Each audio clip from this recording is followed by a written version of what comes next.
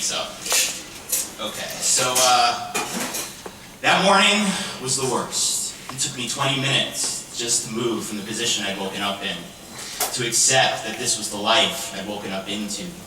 That first movement hurt so much, I waited another 10 minutes before even trying again. My first shot and a few aspirin got me sitting on the couch.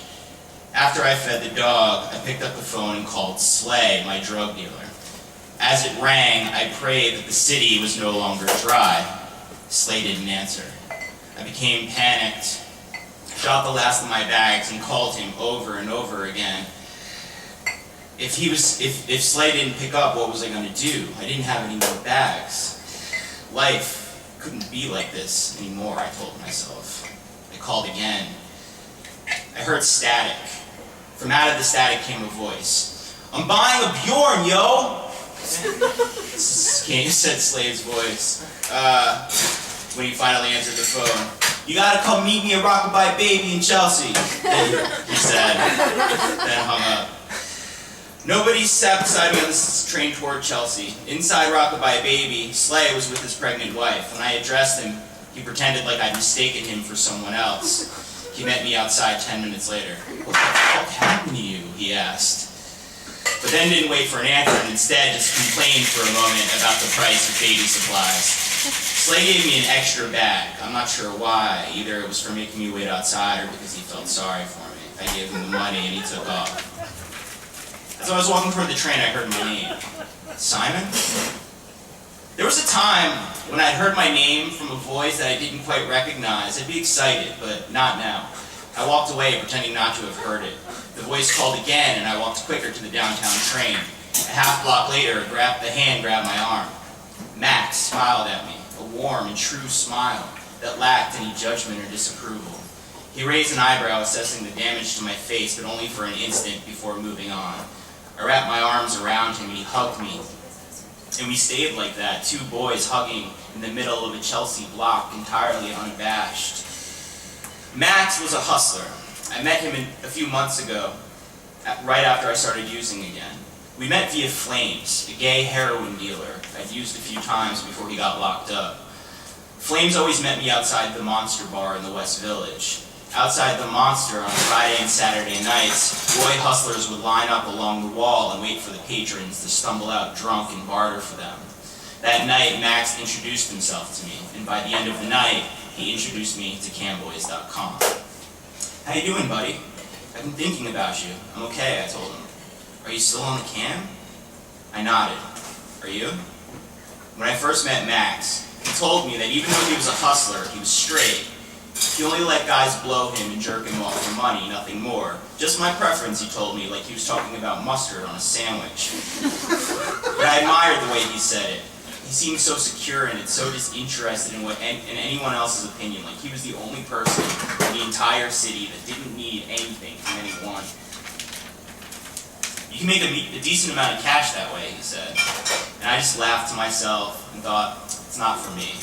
I'd been positive back then, but it was only a matter of time before I'd be back on television, back to the life I almost once had.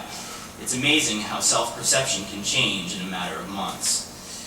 Max had also told me that night when I first met him that he was homeless and staying in a shelter for boys in the Lower East Side where he'd always have to put his bedpost inside of his shoes because kids were always trying to steal his sneakers. He looked better to me now, though. He had on new clothes, his hair was freshly cut. His appearance looked far better than mine. "I'm done with Camboys. I got something much better going," he said. "Are you hungry?" Max was part Mexican and had this hysterically charming smile that seemed to always widen and widen until you smiled back. I think people tended to hold back, trying not to smile back at Max to see how intense his smile would get. And sometimes it would get to this point where he'd smile so hard and his cheeks would stretch so tight that his whole face would seem to just cave in for a moment. And when this happened, he'd always cover his mouth with both his hands at the very end, like what was happening was something too genuine and intense for anyone to witness. He was beautiful. He always had this look in his eyes like he knew the entire world was peeking at him when they thought he wasn't looking. Max grinned and I immediately smiled back, and it felt good. "Where are we going?" I asked. "To my place," he said. A few blocks later, my ribs and back were starting to ache, but I tried to ignore it, happy for the company. Max didn't ask me about my face, and I knew he wouldn't. That was our relationship. It was like the rest of the world saw us as dogs shitting all over the city with reckless abandon, and they wanted nothing more than to smear our faces in it. Max and I were good at making each other feel like we lived shit-free existences. We stopped in front of the Jewel Hotel in Chelsea, a small, luxurious hotel shaped like a hunk of Swiss cheese and was lined with porthole-style windows. "Check it out," Max said, motioning for the hotel. I took a moment to admire the place with him. Max had always enjoyed swank places like this. The first night I met him, we copped and got high, then snuck into an exclusive wine and cheese party inside a tent in Gramercy Park. We spent the night gorging on cheese until our lips and tongues were stained purple from the wine, until we eventually got kicked out for being drunk and shirtless at the end of the night. Max's life seemed to be filled with this kind of stuff. "After you," Max said, extending his arm toward the hotel. I took a few steps toward the hotel, playing along, but Max just kept walking, so I followed. On my tiptoes, I walked into the hotel, grinning and trying not to laugh. My hope was that Max was going to sneak us into the jacuzzi where I could soak my aching muscles. I tried best to be quiet. But then Max waved at the concierge. "Hello, Mr. Martin," the concierge said. I looked at him confused, but he just kept walking. The elevator shot up to the 30th floor, and I followed Max to a door, and he produced a key card. It wasn't a suite or anything, just a regular hotel room with a bed and a TV and towels that smelled like chlorine. But this was the Jewel, so everything about this place was luxurious. The perfectly soft bed, the polka dot wallpaper, even the lithographs on the walls. You could see the entirety of the city from the portholes on the far wall. Max's stuff was strewn throughout the room. I felt happy for Max, his own porthole to look at the world through. "How long have you been here?" I asked. "Man, I forget," he said. "Over a month for sure." Flopping down on the bed, Max reached over to a leather-bound menu on the dresser and tossed it over to me. With a remote, he turned on the TV and grabbed a video game controller and unpaused the frozen game. "Order whatever you want," Max said. Max smoked the joint and played his game while I polished off his cheeseburger. When I was finished, he fixed up a shot for himself. "You want one?" he asked. I hesitated to respond. Still ping-ponging through my head was the question of how Max had gone from the shelter to the chalet, and the most likely answer made me worried about sharing one of his needles. "Don't worry," Max said, opening up a new plastic bag of syringes right in front of me. Nodding out on the couch, my stomach full and the dope soothing my bones, I finally decided to ask the obvious question. Max had a way of making me feel comfortable enough to ask him anything. He was rail thin, but his face was a little chubby in an adorable way. In fact, he was so adorable one couldn't help how there wasn't someone in this world that loved him enough to let him not get to the point of sleeping in a shelter and hustling outside of the monster. But then again, one might be likely to wonder that about any of the boys that lined up outside of the monster on Friday and Saturday nights. "What's the deal, Max?" I said. "How did you swing this?" Max grinned. He enjoyed that I was wondering. He was proud of what he'd earned. At first he played it close to the vest. "Same as you," he said, "on the computer." I grinned at him, slightly, but then stared hard, pushing him to explain further. Max walked over to his dresser and grabbed an old laptop from the drawer. He brought it back to the bed and turned it on. I didn't see the name of the URL when he typed it in, but then it popped up at the top of the screen in big letters. DaddyArrangement.net. Max's profile loaded on the screen. Max baby, 12. Sugar baby, seeking sugar daddy. Age 18, race mixed, body slim, body hair none, preferred income over $100,000, sex, top, bottom, and versatile. Max had a mailbox full of requests, pokes, etc. I watched him as he looked over a few profiles and pulled up a few things, and then he showed me a profile. It was an older man in his late 60s with the name Older for Younger. "That's who pays for the room," he said. Then he shut the laptop a little too hard and asked me how my burger was. "Great," I said. "So you see a couple of guys?" "No. Roy, the guy who pays for the room, also supports my habit. I see one other guy for spending money here and there."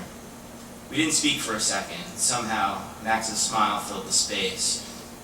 "You should do it," Max said. just lightly patting my arm. Fuck scrambling on Camboys, this is the new way. What do you have to do for these guys? Do you still only let them blow you and stuff? No, he said, his face stern, and the conversation halted. We sat there for a few minutes playing video games, and Max broke the quiet when he asked, "Want to go hang out with some girls?" "Not really," I said. "This one girl I met in the park yesterday is slamming me," he said. I stood up, about to tell Max I had to get going, as I was about to let out, as I stood up, I let out a groan, gripping my side like it was on fire. "I know what you need," Max said. He put on his coat and then led me out the door, putting his arm around me to help me walk along the way. We got into a cab and headed downtown. "You should consider joining Arrangement," Max said during the ride. "Sometimes you'll find a really old guy and you don't have to do anything but hang out and get naked sometimes." "Have you found that?" I asked, my chest burning. "Not yet," he said. The cab pulled up to an address in Chinatown. It was a coin-operated laundromat with Chinese writing on the windows. Max paid the driver and walked me through the laundromat to the stairs in the back of the room. I groaned walking up the steps, which led to a ladder in the back of the room. We climbed up the ladder, which led to a secret room, which had a reception desk and an old Chinese woman behind it, and a man in the corner playing an Eru with a cigarette hanging out of his mouth. Max walked up to the receptionist and held out his fingers, and then he gave her some cash that looked like at least $100, but Max took care not to let me see. Max put his arm around me again and walked me down the hallway. The possibility that this was an opium den crossed my mind. "Right through that door," he said. "I'll be right across the hall." Max walked through the door, leaving me alone in the hallway. I took a deep breath and turned the knob. I opened the door and walked inside. The room was gray. There were cabinets and drawers along the walls filled with candles and oils. In the center of the room was an oxblood-colored massage table. I surveyed the room and didn't see anyone. I heard a voice. "Make yourself comfortable on the table," she said. I scowled. I'd always hated massages, and what I perceived to be the imposed and contrived intimacy behind them. I didn't like being touched by strangers, which of course made what I'd been doing for money far from ideal. Addiction had made me much less particular of a person in general. I looked in the direction where the voice came from. Rice paper partitions were set up in the corner of the room, and there was someone behind them, a female silhouette. "Am I supposed to take my clothes off?" I asked. "Whatever makes you comfortable," she said in a heavy accent that sounded vaguely Southeast Asian. I took off my hoodie, which was a pleasant change since I never wore just t-shirts with my arms looking the way they did. I plopped down on the massage table face down. There was a little donut that I knew from the movies was for my face. The donut forced my cheeks into a smile as I dropped my head onto it. I felt the woman coming toward me, hearing each footstep as it landed. She stepped beside me and I felt the silk of her gown brush up against my arm. My face was nestled in the donut as I stared at the floor, watching her tiny feet flex with each step. "You like oil?" she asked. "Not really," I said, my speech impeded by the donut. She began squeezing my shoulders. My discomfort with massages came back, exacerbated by the soreness. I remembered why I hated massages now. It always made me feel like an evil pharaoh demanding to be rubbed. It was the same kind of reaction I had to strip clubs. Being the object of service inspired in me a Genghis Khan style of guilt. Then it all just melted away. She didn't mention the bruises on my face or the cuts. She even ran her hand along the side of a gash on my back.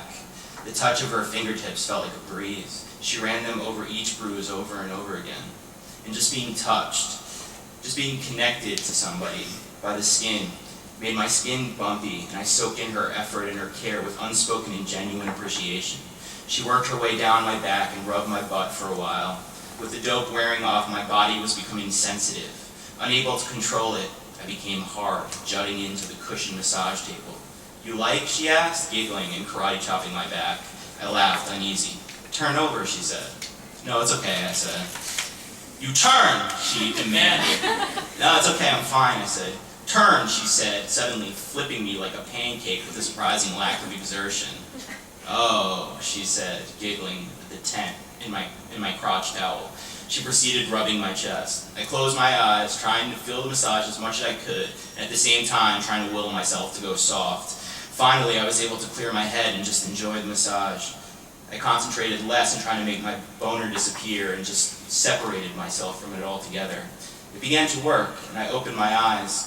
just in time to watch her reach underneath the towel. Nice, she said, stroking. Yeah, I can't complain, I said. She used her whole hand at first, and just the tips of her thumb, middle, and forefinger, and concentrated on the middle of the shaft. After a few seconds of this, I was ready. Months and months of no sex ready, and it felt like the beginning of a pleasurable heart attack more than an orgasm.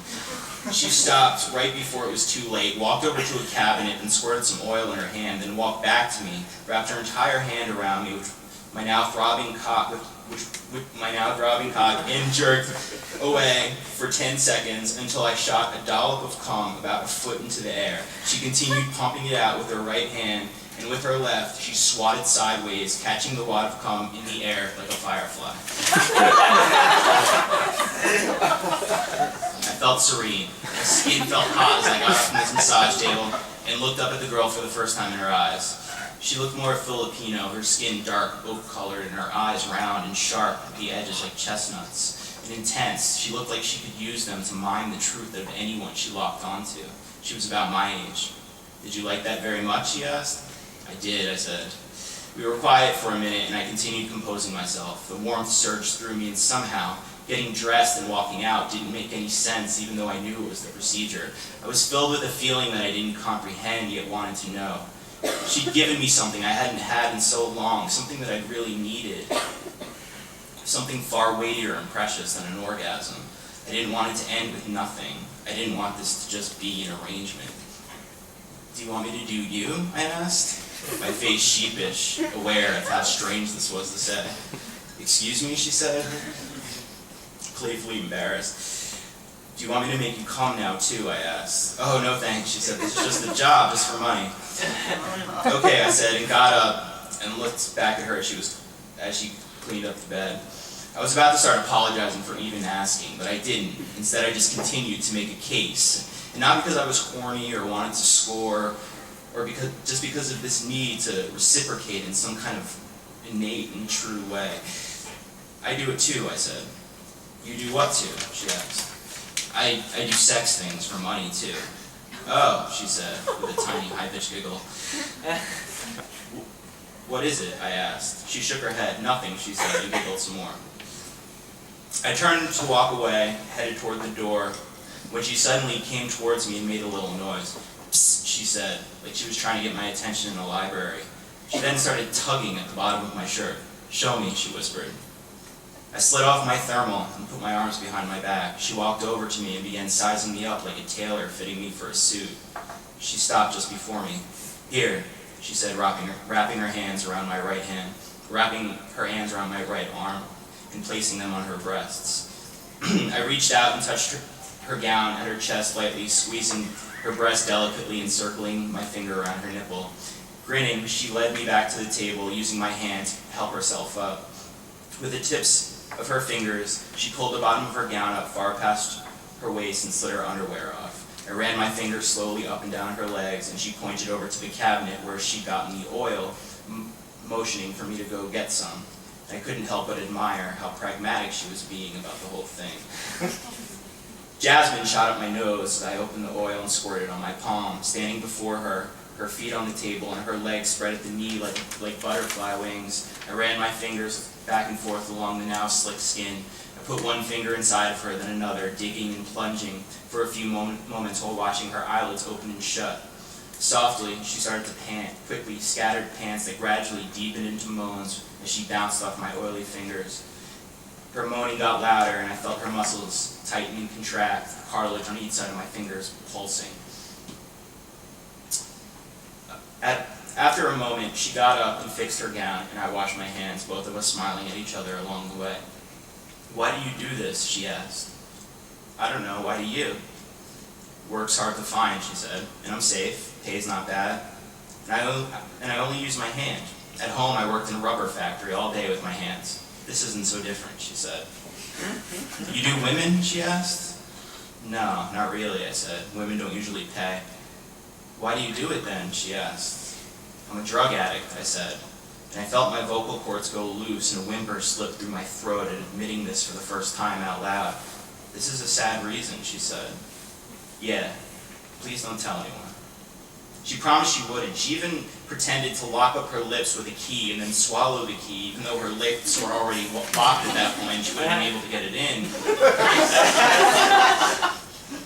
But something about her doing this made me want to grab her and hold her and not let go, even though I knew I couldn't in the moment. Because even though it didn't really matter who she told, even though she didn't even know my name or anything about me, I didn't want this version of me to exist, not even in the mind of some handjob-buying, suit-wearing asshole. I didn't want there to be this boy that did things for sad reasons. Max was standing outside sipping on a bubble tea in the downstairs of the laundromat when I returned. "Was it good?" he asked, staring down at the screen of his cell phone. To this I just smiled, which was enough of an answer for him. "I knew you needed it," he said. He was still staring at his phone, so I took a peek at the screen over his shoulder. On the screen was a map app, and it looked like there was some kind of radar screen on it. The screen blinked over Chinatown, right where we were standing. "What is that?" I asked. "Oh, it's for the daddies," he said, "so they know when I'm close." I wanted to tell Max that the two of us could stop together, right there, right then. I began to daydream of the two of us running away together, somewhere, and taking care of one another, pinning each other down as we sweated through the withdrawals and propping each other up as we found jobs and became real people. Maybe we'd move down south somewhere and both marry beautiful southern women and tend to a farm. We could eat what we grow and look out from a porch at a whole town of people who only did happy things for happy reasons.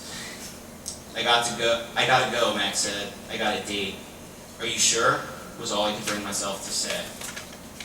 "I'm sure," Max said. And then he smiled. He smiled hard and waited as his smile widened and widened, but I didn't smile back. I couldn't smile back, and it broke my heart not to, because I could see the strain in his face as his lips stretched and stretched until they reached the point where there was nowhere else for them to go. And his cheeks twitched and shook, and his eyes looked scared as if this had never happened to him before, and they pleaded for some kind of reciprocation, pleaded for permission that I knew I couldn't give him.